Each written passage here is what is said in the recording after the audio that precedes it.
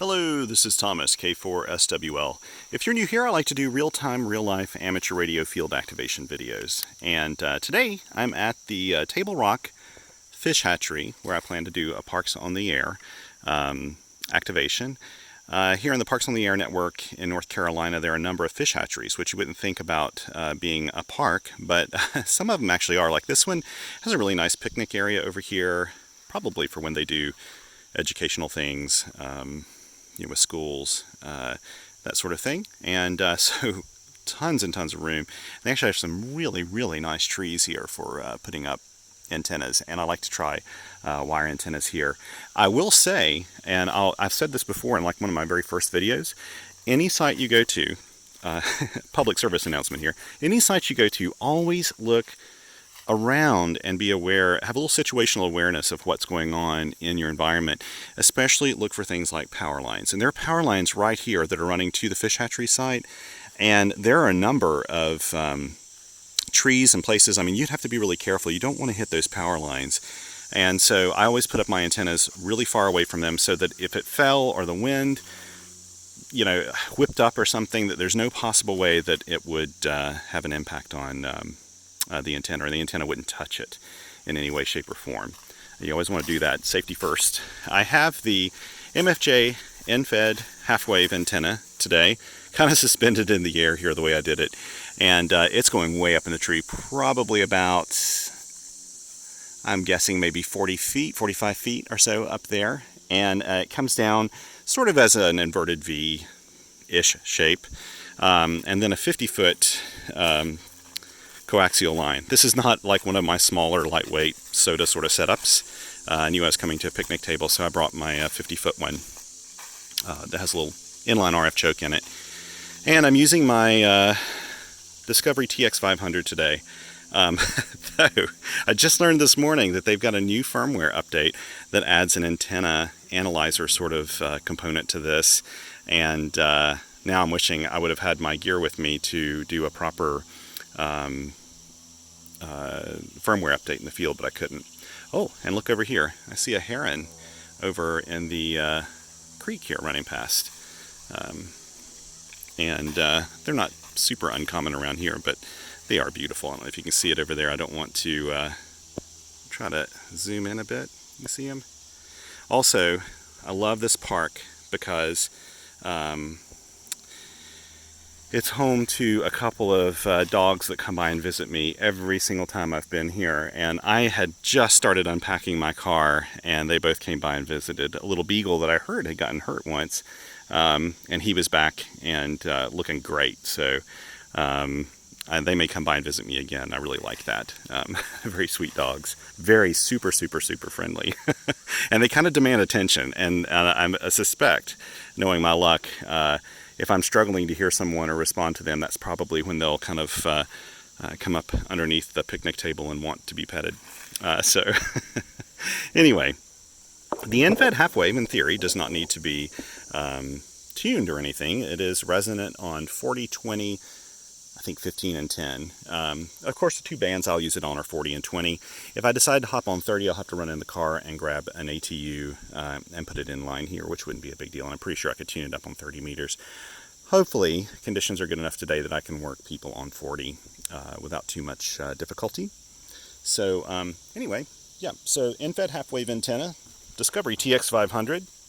If you own one of these, please jump on the lab599.com website, go to the download section, and update the firmware, because they keep adding some really, really cool things. They also added 2 different audio modes, one with like 1 watt and one with 3 watts. So, of course, the 3 watt one's for outdoor use, so that you have a little more audio pump, a little more audio power, a little more punch. And the 1 watt's more for indoor use, and especially if you have it hooked up to an external speaker that may be amplified or something, which is kind of cool. They just keep innovating and keep doing more and more with what they can. So this is one of the sites where I have no cell phone coverage whatsoever, none. So I will be reliant completely on the reverse beacon network to spot me today. So I am really, really hoping that it's working. Let's see what our SWR is. I don't know how easy this will be to see here on the display, but Yeah, getting a 1-to-1. That's perfect.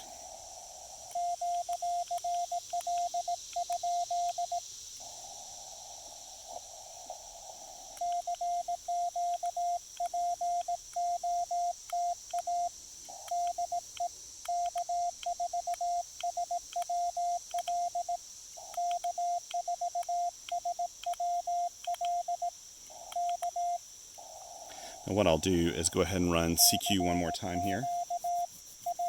And on the side, I'm also logging to the Hammers app. Again, I put in my frequency and everything. I just did that in advance, hoping that this frequency would be available. Whoa, I did something wrong there.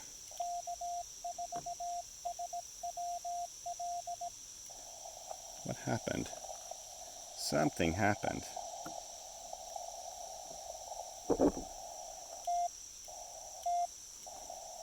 That's really weird. I don't know if you saw this, but the SWR went really, really high. I don't know if I had something loose or what.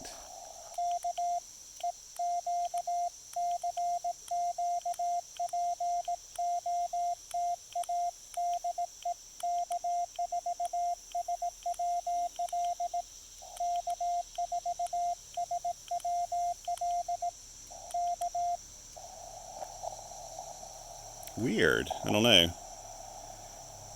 I may have to go check the end of the... I'm going to watch this kind of carefully now.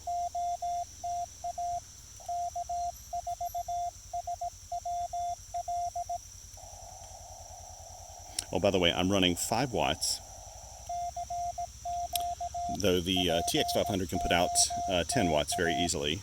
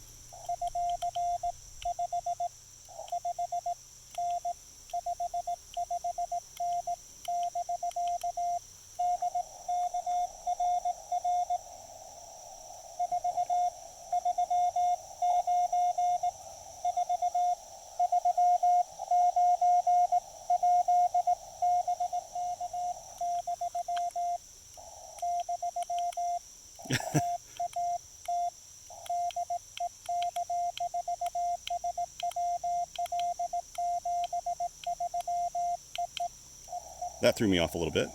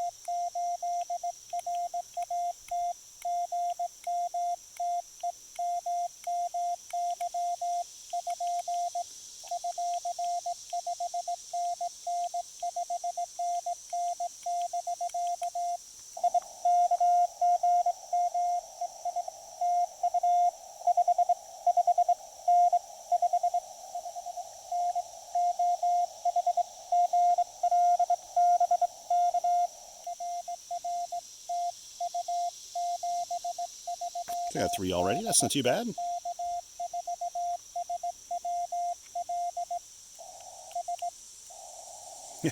I did.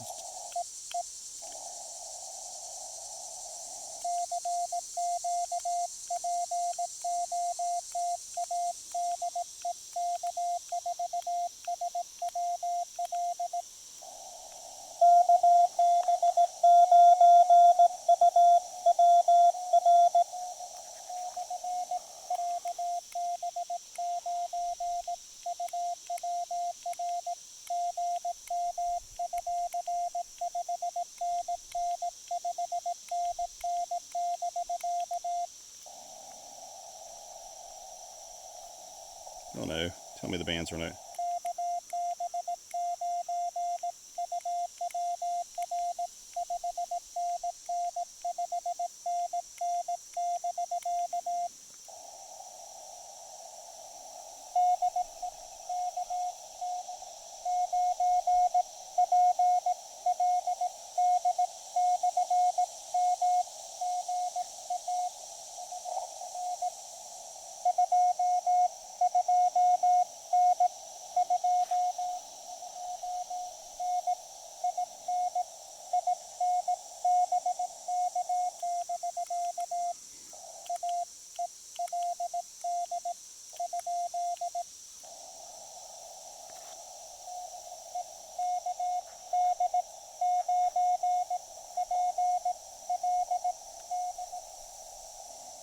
Okay.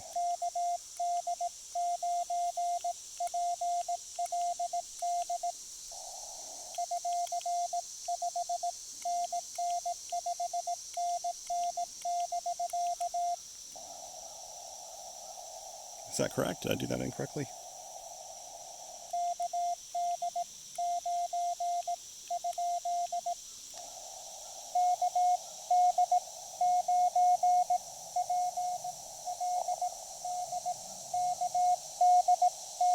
Yeah, I got him.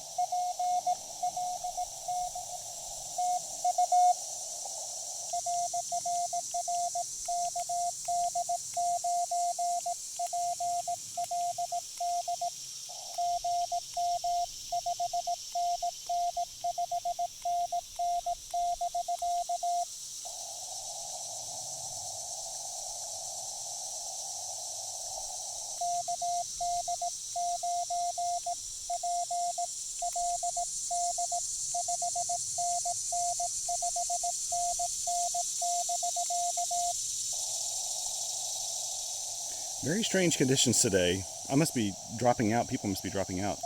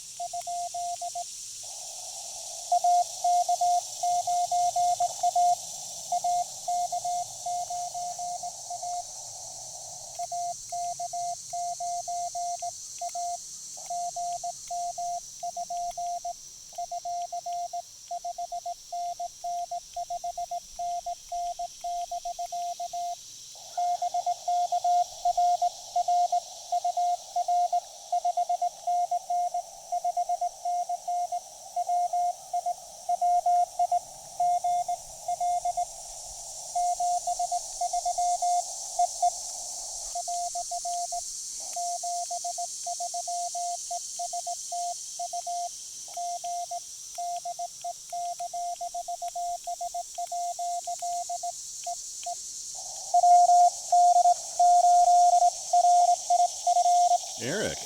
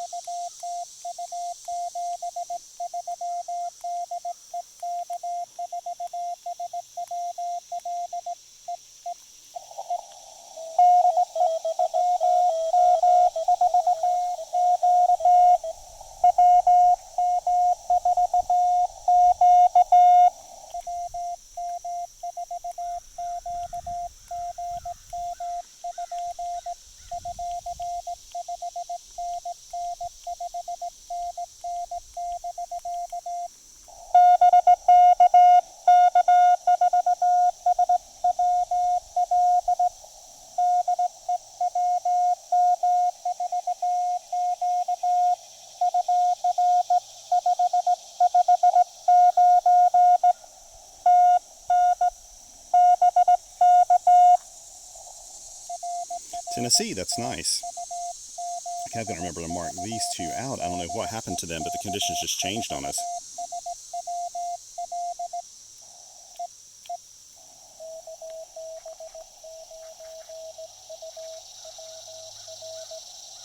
There we go.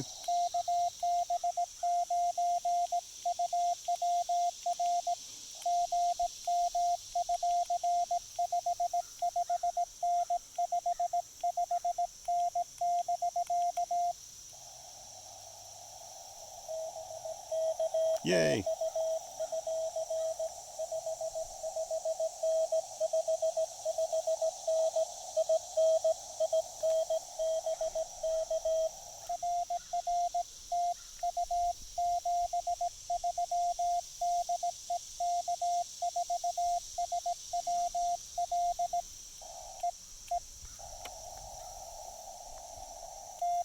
One thing I've got to be very careful of with this is typing on this little tiny keypad. I don't want to make any transcription errors when I'm doing this, and I've got to be very careful. See how many I've got so far here. 1, 2, 3, 4, 5, 6, 7. Nice, 7 already.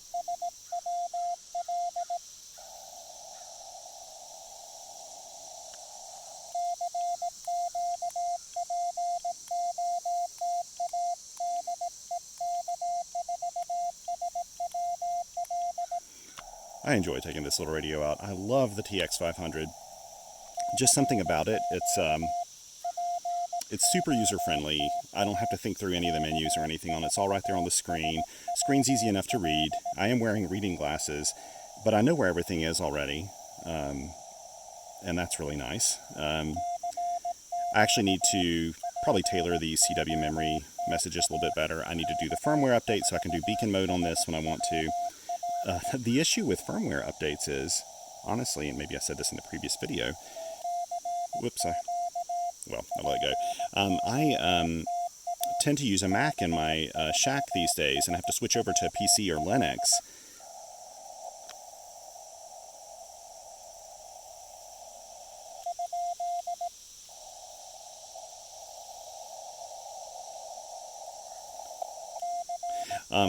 To do the firmware update. In fact, I do it with a PC.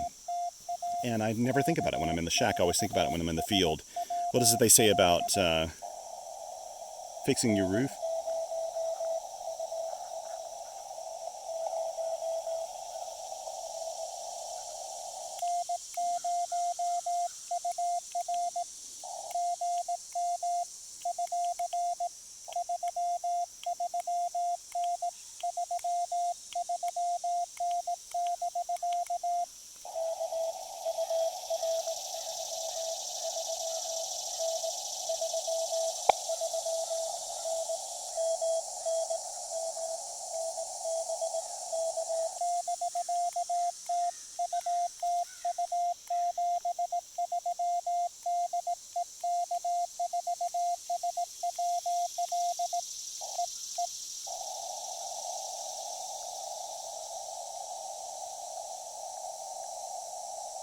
Okay, logging him on the side here too. Minnesota, that's nice. This is a nice showing. This in-fed half waves never fail to amaze me. They do so well. It's no wonder they're such a popular antenna for summits on the air, for parks on the air, for any kind of outdoor field activity.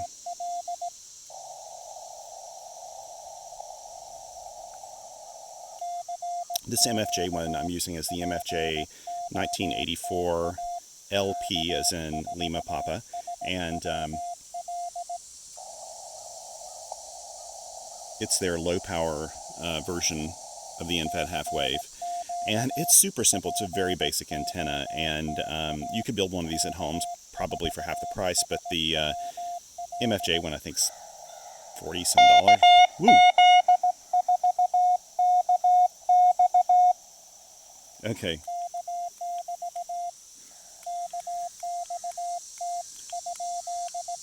I added a T to that, wanted to do that. That was almost too loud.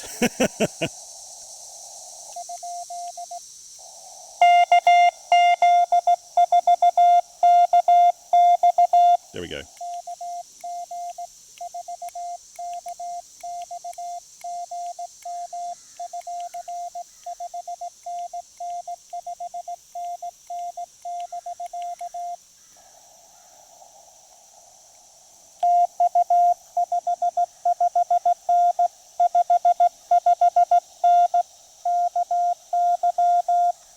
There we go.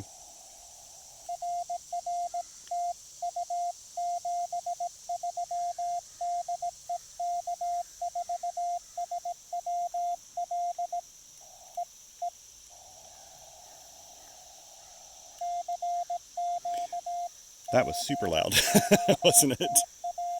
Now, someone asked me before, is it because of the gain control, the audio gain control of this? No, it's just sometimes when you're dealing with weak signals, and it really is prominent here with using a video with an external speaker and all that, because I crank up the volume so that the mic on the camera can hear this easily enough and hear my voice at the same time.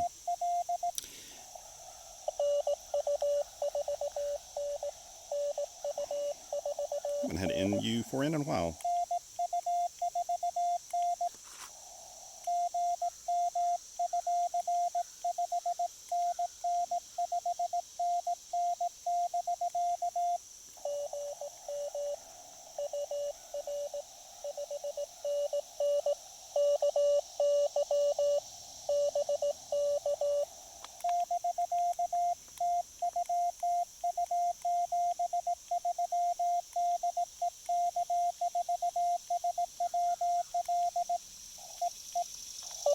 I think he said New York.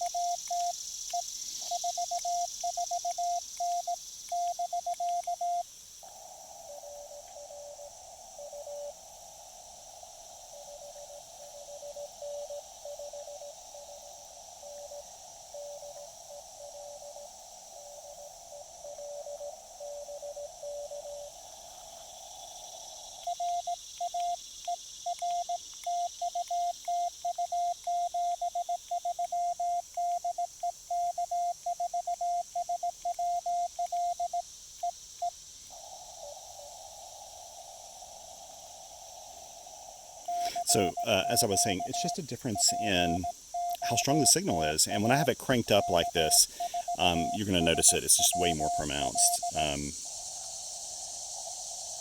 If I were wearing headphones, I would have the volume down a lot lower, the AF gain down, and I'd be able to just turn it up a bit when I hear a weak signal, then turn it back down. But when I'm doing this, I don't think about it.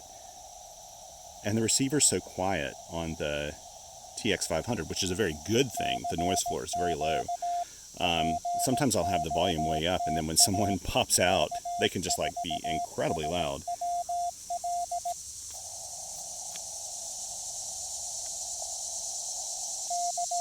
The receiver on this radio is really nice. Let's see how many we have here. 1, 2, 3, 4, 5, 6, 7, 8, 9, 10, 11. Good. Already got my activation in the books. So anything now is just icing on the cake. I'll move up to 20 meters here in a moment. I'll try to keep this video shortish so I can upload it in a reasonable amount of time. Give one more call. The reverse beacon network's obviously working today with the POTA website because it did spot me automatically. I didn't have to send out any other alerts, which you can't do here, really.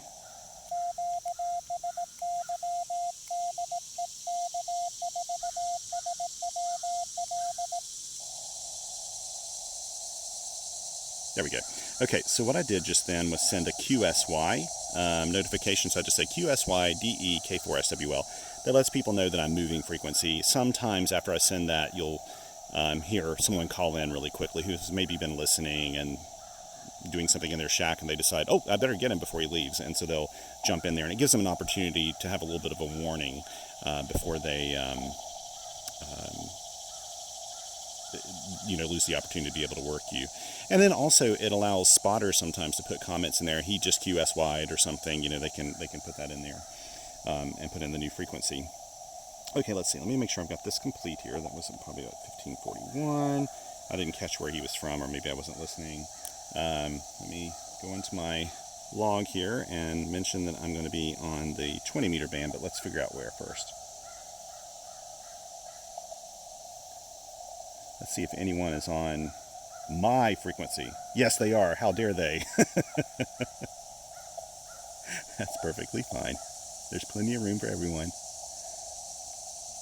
We all kind of get these, I remember when I first became an amateur radio operator, I think my exposure to radio before that and transmitting was CBs, which have channelized frequencies. And so I had a choice of 40 channels, and I'd just pick out the quietest one or whatever if I wanted to chat with a buddy or something like that when I was a kid.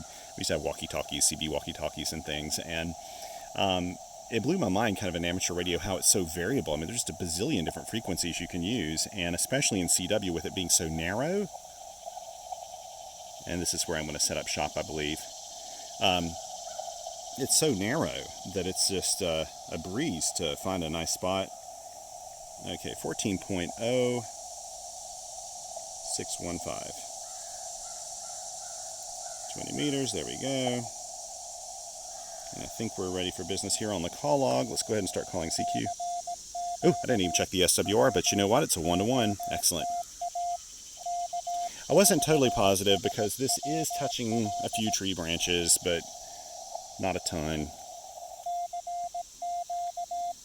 Sometimes that'll have an effect on the SWR, usually a very modest effect on something like an end-fed half-wave that has pretty wide bandwidth, an acceptable SWR across the band.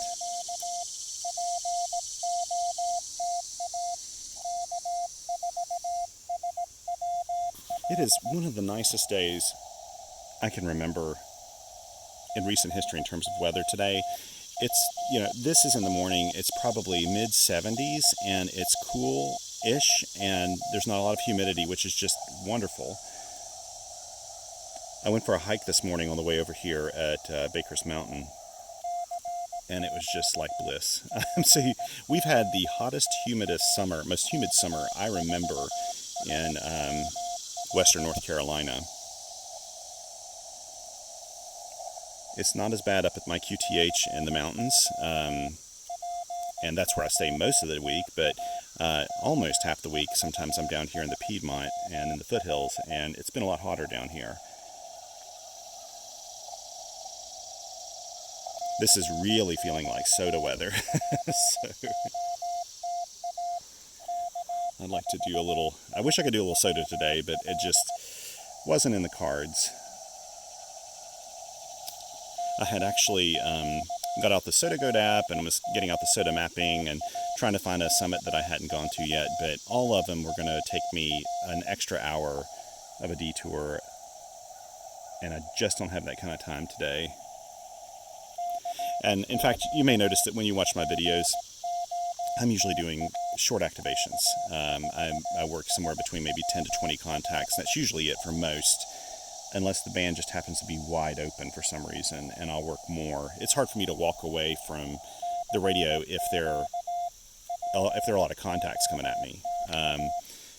But as long as I get my 10, if I'm at a not rare park, yay, K9IS again.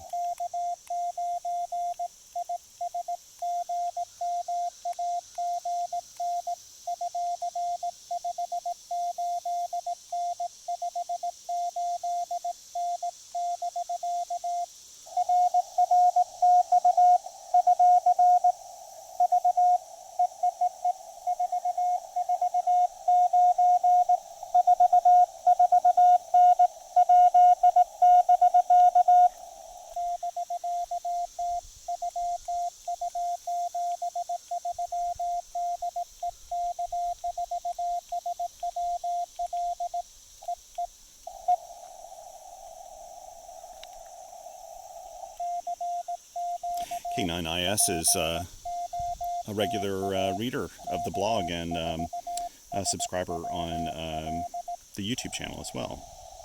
In fact, I noticed.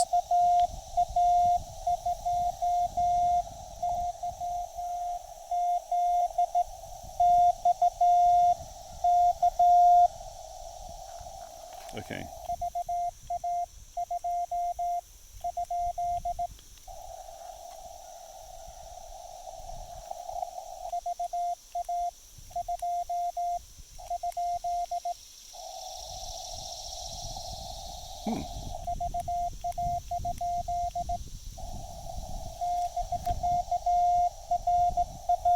Okay, I think he's not hearing me very well.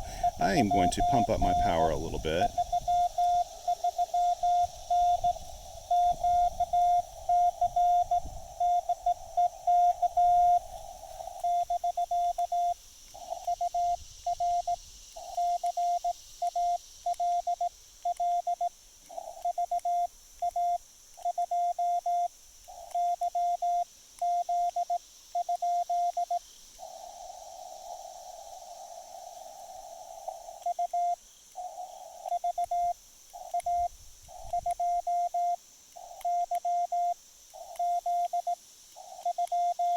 I thought I heard another character. If I go back through the video, I could listen to it, but...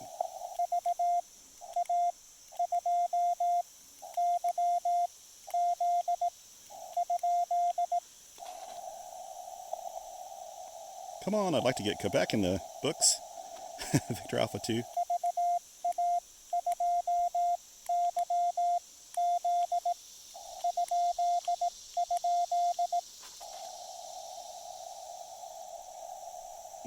I think he's just disappeared.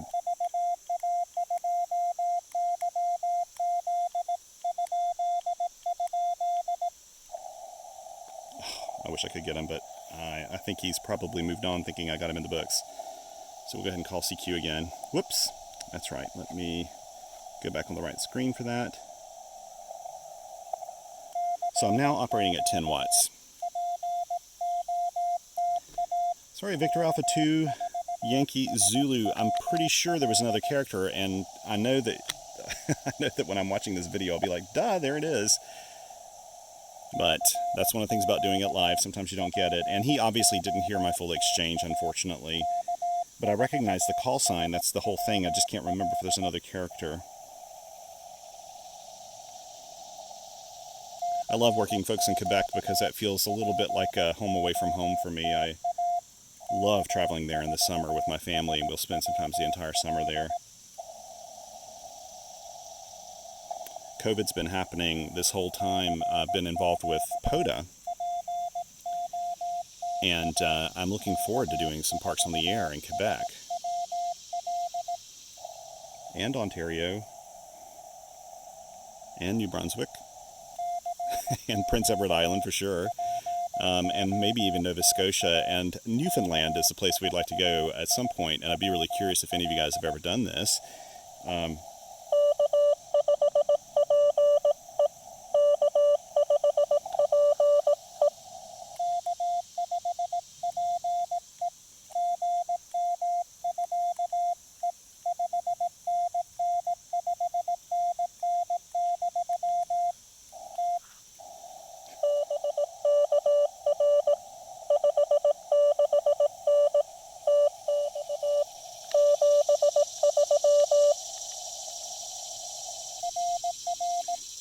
Okay, let me finish what I'm saying here in a second. I love CW memory keying.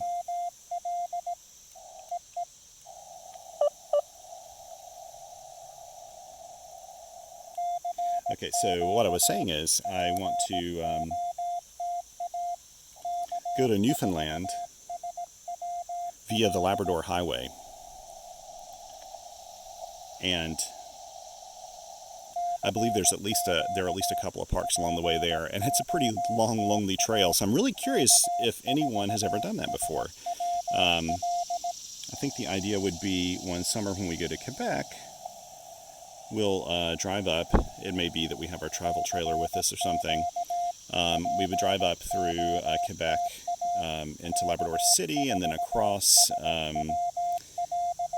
over across Labrador, and take a ferry, then that little short ferry ride from, I can't think of the name of the town now, something Sablon, I think, I can't remember now, but it's a little short ferry ride across to Newfoundland, and we have never been to Newfoundland before, and I'm really, really eager to go there. I love kind of rugged coastlines, and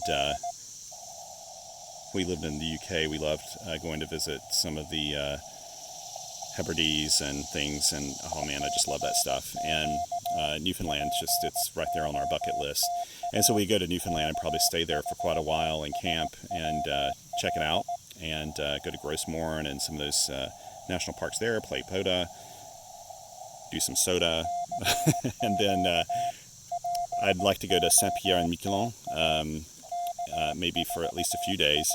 That place has always fascinated me.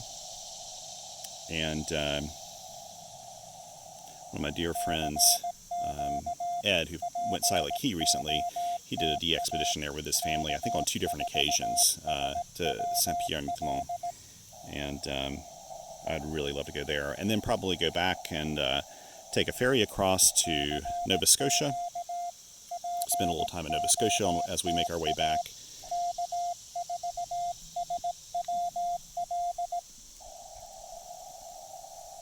My wife and I could so easily live in the Maritimes of Canada. And we have some really close friends that live in Prince Edward Island, and we've spent summers there quite a few times. And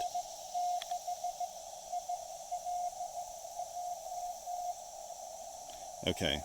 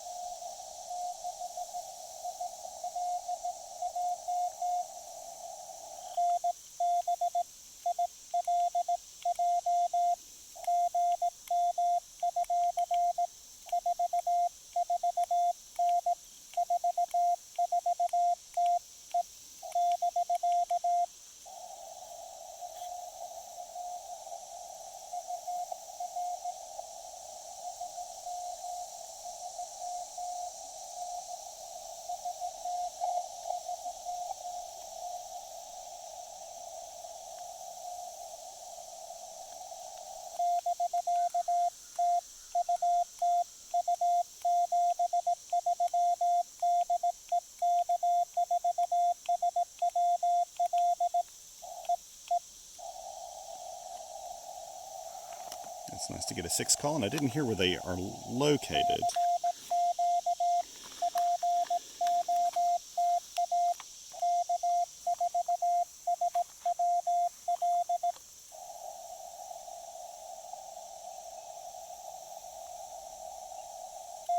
They were pretty weak.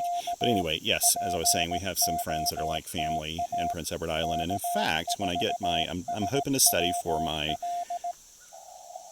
Canadian license.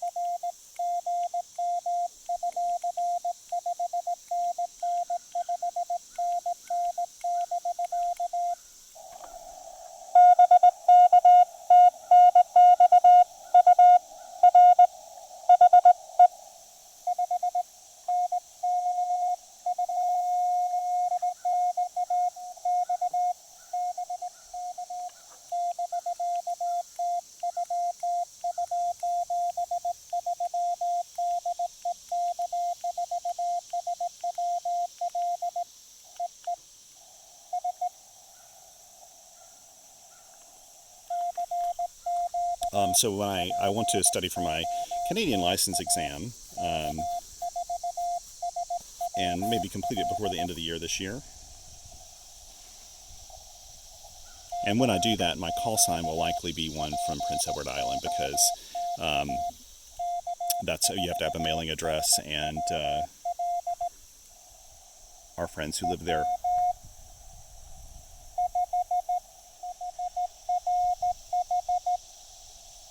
Okay.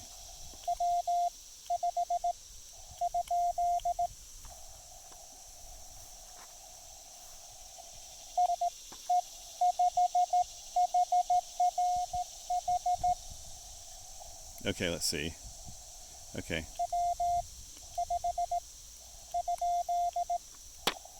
It's me, not you.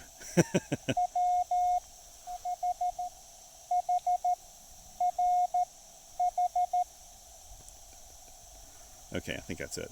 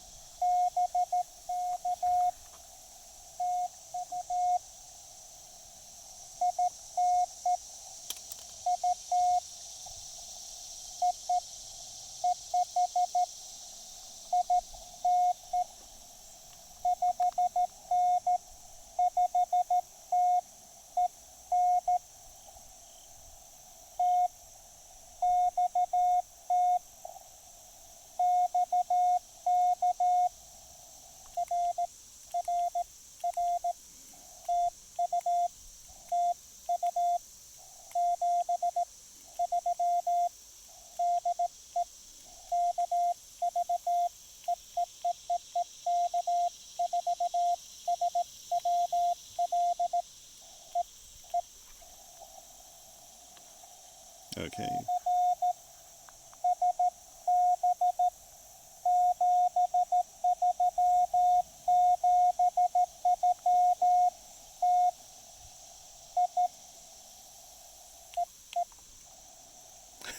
There we go. I may do this a little bit longer, then I'll hop off, but yeah, so I'll probably get a Prince Edward Island call, because at the end of the day, I don't know, there are two places I'd be using it the most would be Prince Edward Island and Quebec, both of them. So I figure if I'm traveling around in Canada, I can use my, it doesn't matter which call it is.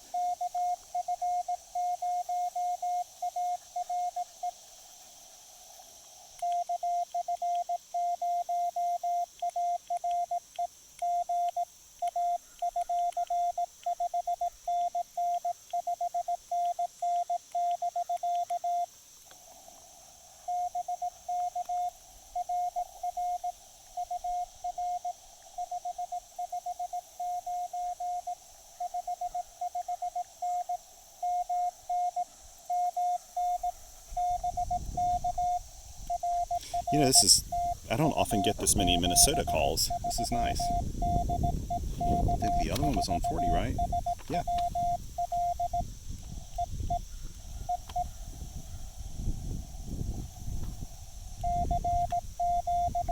But yeah, I've got to study for that test. And the Canadian exam, I found when I was doing it before for the basic,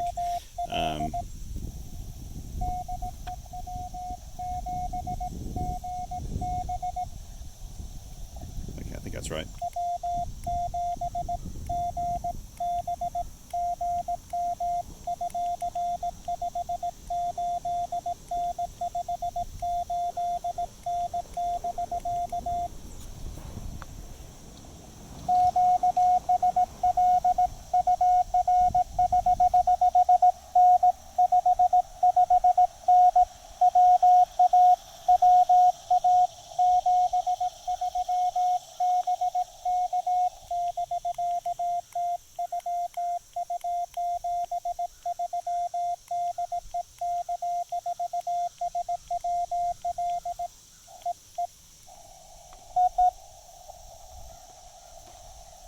I'm going to go back later. I'm going to put a little star next to this just to remember. I'm going to go back and double check that call sign just to make sure I did that correctly, but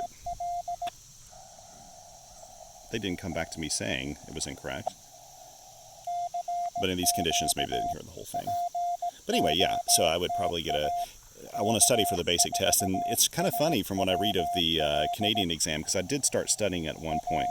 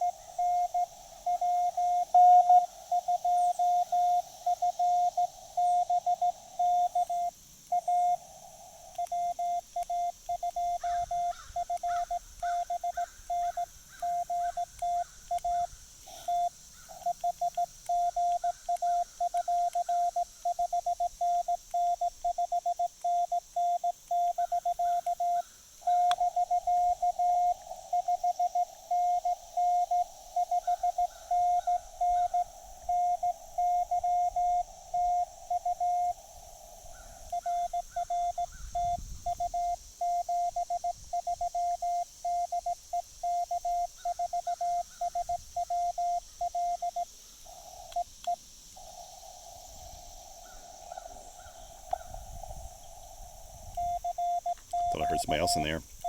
But the Canadian, the basic exam, there's just a massive question pool. It's really big.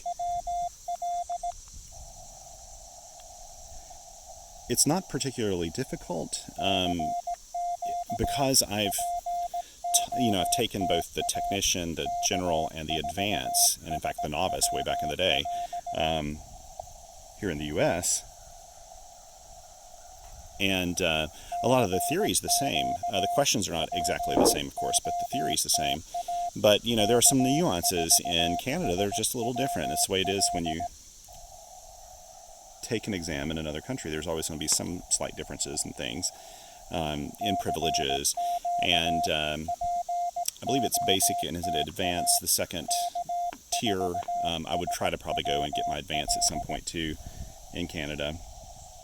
Not that I'd necessarily need it a lot, but I'd probably just want to go ahead and do it anyway.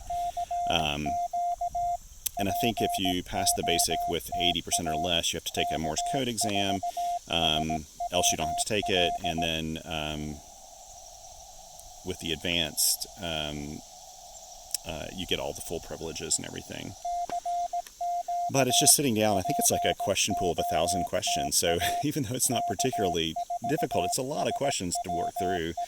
And I am a fellow that doesn't have a lot of spare time, so I've got to figure out a way to kind of wedge it into my day. And you know what? I'm going to call maybe CQ one more time. I'm going to hop off here because I really need to be heading on. Nothing.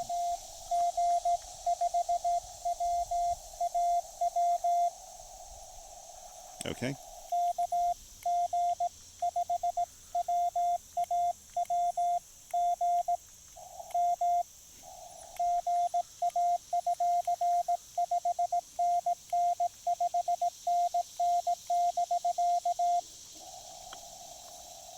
I guess it is good morning for them.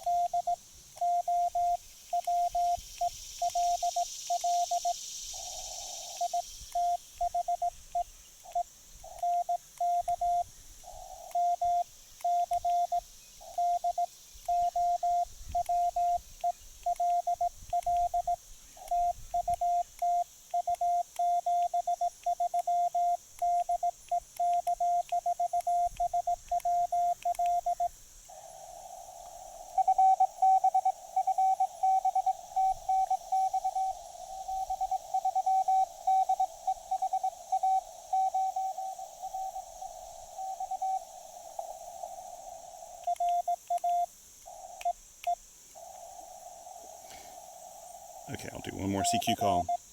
So, if you didn't catch that, the station in Hungary was asking for the county. I think I'm in McDowell County. You know, I've never checked that here. This is very close to McDowell County. If it's either in McDowell or Burke County, and I'm not sure which. I think it's probably McDowell. I'll go back later, verify that, and then email them. So I need to make myself a note. Check county and email. I'll do one more call and that's it. I really need to go. Nice to cap it off with a station in Hungary though.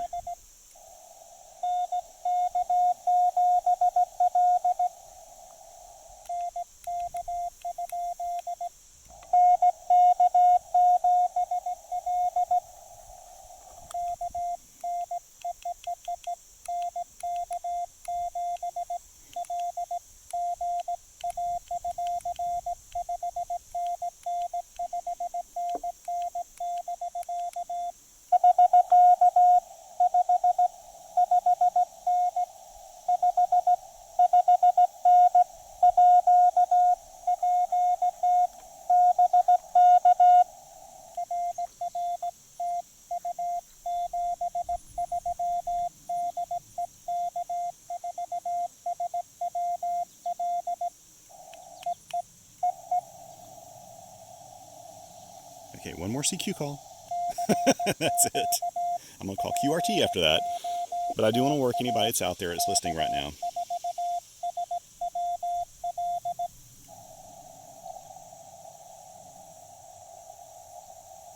Okay, now I'll call QRT.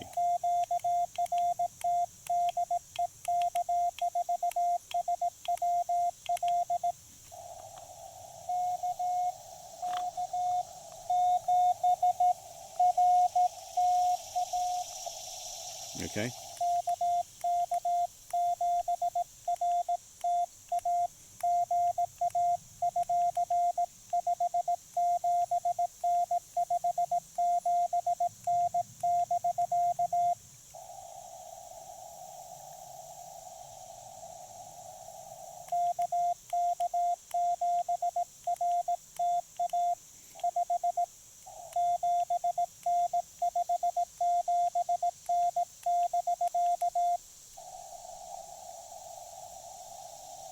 Nothing heard.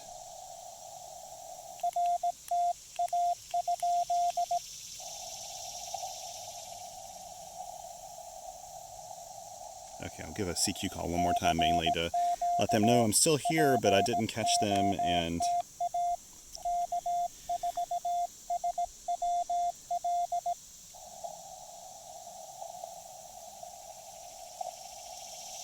okay, I'll try to call QRT one more time.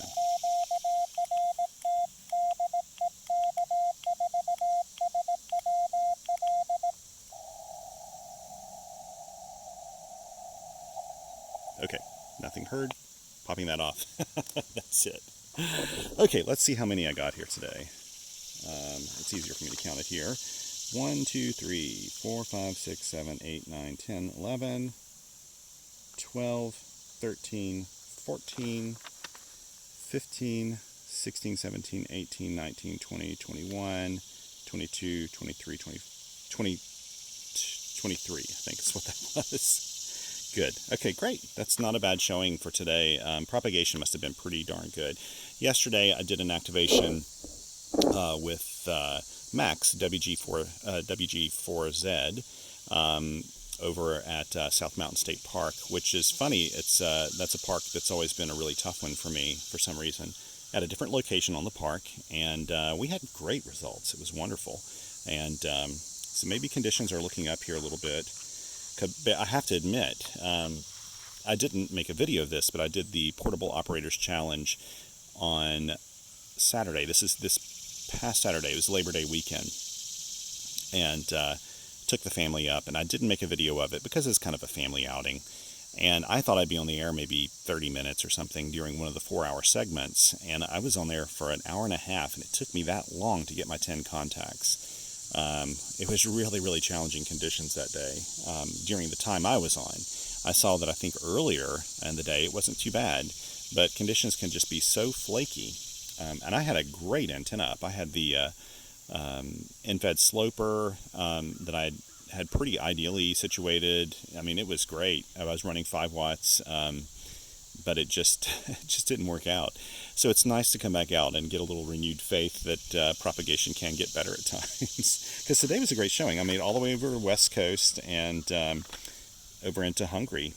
So can't really complain about that. And he was hearing me pretty well over in Hungary, which is nice. So anyway, thanks so much for joining me today. And I really hope you get a chance to hop out and enjoy a little fresh air and radio. And if you're in this part of the world, I have to recommend this site. Actually, this fish hatchery is kind of off. You can't see it from here, and it's a shame. Table Rock is a beautiful, beautiful summit and mountain over here in western North Carolina. And it's just kind of off in the distance, and you can't see it from the trees and everything from this particular site. But I love this site. It's never busy. I've come out here before when people have been doing a couple demonstrations of things. There was one guy who said he was hunting muskrats, but that's about it. The park staff here are incredibly friendly, really, really nice people. And there are 2 really sweet dogs that come by and visit me every time I'm here. And I wish they would have shown up while I was making the video, but they came kind of early. And I played with them a little bit right before I set up the antenna. In fact, they were getting tangled all up in the line and everything as they were running around. And this is what I love about days like today. I just absolutely love doing POTA or SOTA or anything. It's just perfect, perfect weather. It's nice not to be complaining about the humidity, the oppressive humidity we've had this summer. So anyway, thank you so much, and I hope you join me again.